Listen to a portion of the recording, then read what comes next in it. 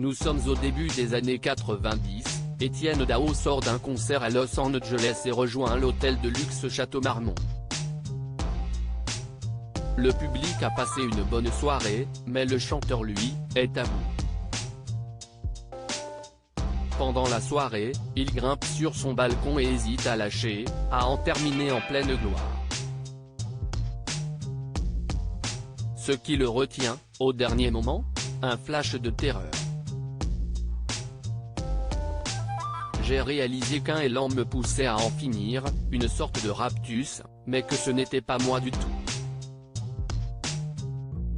Comme lorsqu'on voit le fou en soi, que l'on s'imagine faire une chose absurde ou violente, confie-t-il cette semaine dans Madame Figaro. Pourtant, le monde entier est bien loin de s'imaginer ce qui se passe dans sa tête pendant cette période noire de sa vie. Depuis la sortie de Paris ailleurs, l'un de ses albums les plus connus en 1991, il est en effet en pleine Daomania, ses concerts attirent des foules de fans hystériques. Mais lui n'en peut plus. Si j'avais continué à ce rythme-là, je serais mort. Trop de travail, trop de fêtes, trop de tout, continue-t-il, très franc.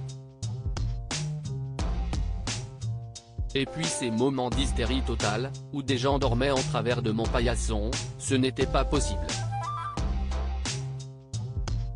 Je ne suis pas taillé pour ça. Même si j'adorais le côté joyeux, le cadeau incroyable que ça marche autant. Tellement de projets, de sollicitations. Un burn-out qu'il a finalement digéré peu à peu, un monde qu'il ne supporte plus et dont il mettra longtemps à se relever. On vit dans un truc où on est perché la plupart du temps. Si est une addiction. Donc, on continue.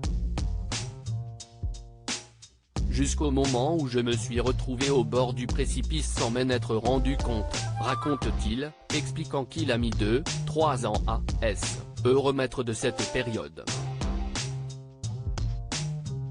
Je suis parti à Londres, j'ai fait l'album Eden, c'était vraiment une cure, avoue le chanteur de Duel au soleil, qui a également eu besoin de l'aide d'une psychothérapie.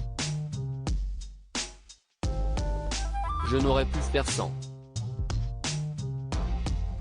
D'autant plus qu'une fois qu'on a réglé un certain nombre de problèmes, papa, maman, etc.